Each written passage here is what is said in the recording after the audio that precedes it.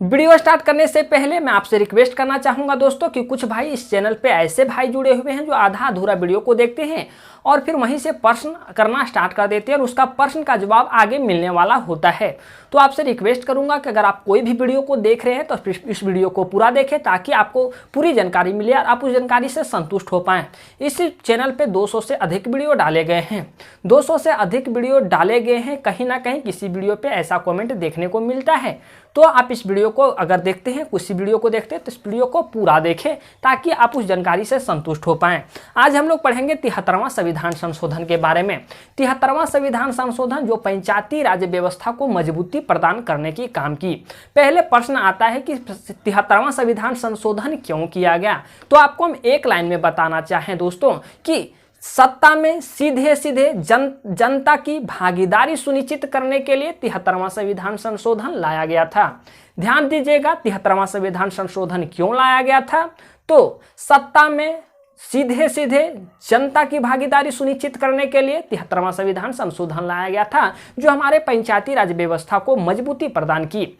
प्रश्न ये आता है, क्या डायरेक्ट 73वां संविधान संशोधन लाया गया कि इससे पहले इस कार्य के लिए पहले संविधान संशोधन लाए गए थे, तो इससे रिलेटेड पहले भी संविधान संशोधन लाए गए थे। तो इसके बारे में हम लोग डिटेल जानकारी यहाँ प्राप्त कर लेंगे और यहाँ देखेंगे 73वां संविधान संशोधन किया गया था। हमारे संविधान में कौन सी अनुसूची जोड़ी गई, कौन ऐसे भाग जोड़े गए, कौन कौन ऐसे अनुच्छेद जोड़े गए और कितने कार्य जोड़े गए। बस इस वीडियो पे बने रहें, डिटेल जानकारी आपको प्राप्त होगी। अगर वीडियो देखने के बाद कोई भी प्रॉब्लम या कोई परेशानी आ जाती है, आपके मन में कोई भी प्रश्न खटकता है, तो आप कमेंट सेक्शन में बेहिचक कमेंट कर सकते हैं, उसका जवाब जरूर देंगे। चलिए, 73वां संविधान संशोधन पढ़ने से पहले थोड़ा सा इनकी संवैधानिक प्रावधान को भी जानना बहुत जरूरी है।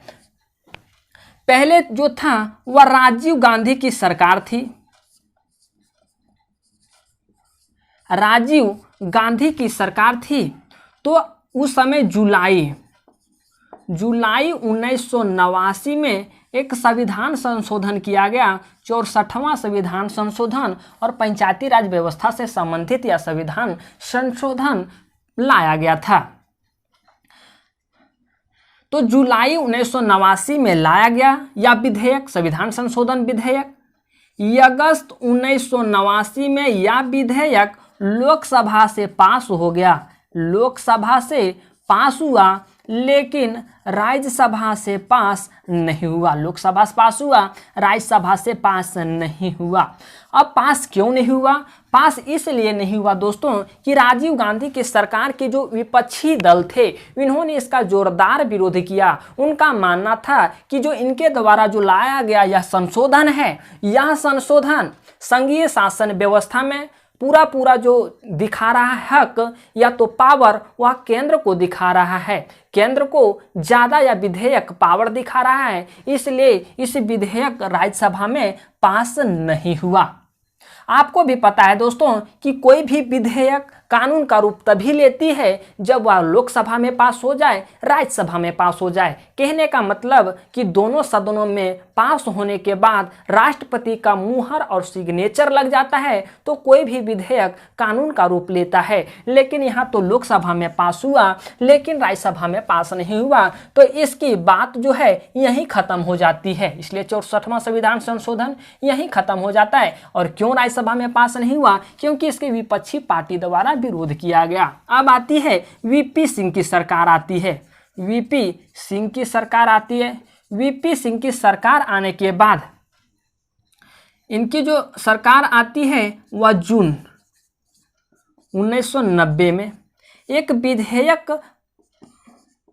विधेयक पारित करने वाले थे, एक संविधान संशोधन लाने वाले थे, संविधान संशोधन विधेयक लाने वाले थे।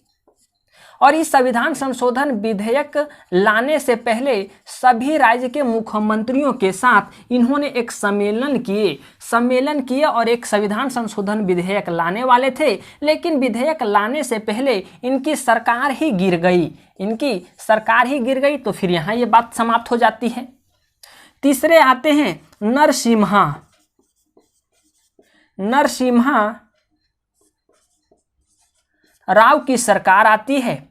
नरसिम्हा राव की सरकार आती है। इन्होंने एक संविधान संशोधन विधेयक लाए सितंबर 1991 ईस्वी में, सितंबर 1991 ईस्वी में इन्होंने एक संविधान संशोधन विधेयक लाए।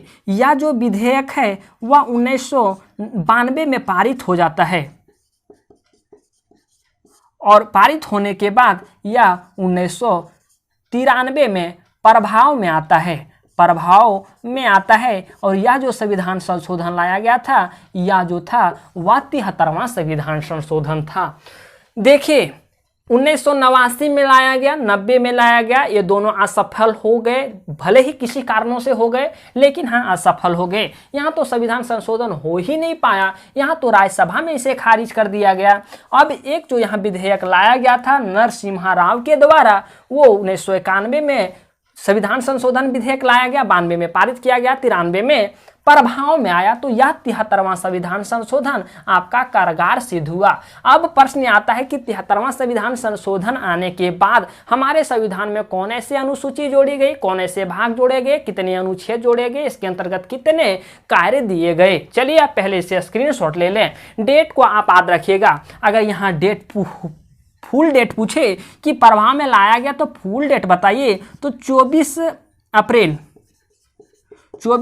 1993 को यह प्रभाव में आया था। आप इसे स्क्रीनशॉट ले लें। फिर हम देखते हैं कि 73वां संविधान संशोधन के अंतर्गत हमारे संविधान में कौन ऐसे अनुसूची जोड़े गए, कौन ऐसे भाग जोड़े गए, कौन ऐसे कितने कार्य जोड़े गए, कौन ऐसे आपके अनुच्छेद जोड़े गए। उम्मीद है आप इसे स्क्रीनशॉट ले लिए होंगे।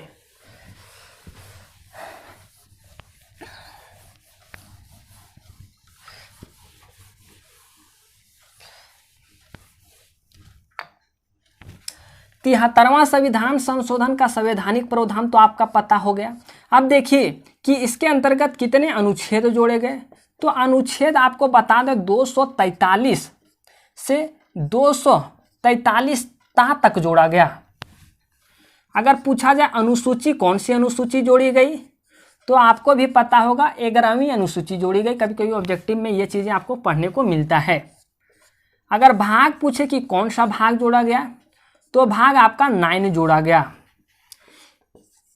इसके अंतर्गत कितने कार्य जोड़े गए, तो इसके अंतर्गत 29 कार्य जोड़े गए, 29 कार्य जोड़े गए। देखिएगा संविधान में जो आपका अनुच्छेद है 40वां अनुच्छेद है, वह पंचायती राज व्यवस्था को इंडिकेट करता है। ये क्या करता है, 40वां अनुच्छेद कहता है कि पंचायती राज व्यवस्था में राज्य सरकार को यह पावर है कि राज्य में जो आपके पंचायती राज व्यवस्था पे चुनाव होते हैं उसके जो संगठन बनाए जा सकते हैं या राज्य सरकार सुनिश्चित करेगी। ये आपका अनुच्छेद 40 बताता है। तो इसके अंतर्गत इतने ही बातें थी जो आपको याद रखने हैं। फिर इससे रिलेटेड आपके कोई क्वेश्चन छूटेंगे नहीं। फिर भी अगर आपके मन में कोई भी परेशानी आती है, समझने में कोई दिक्कत आती है, तो आप बेहिचक नीचे दिए गए कमेंट बॉक्स में कमेंट कर सकते हैं। चलिए दोस्तों, मिलते हैं एक नए वीडियो में एक नए टॉपिक के साथ।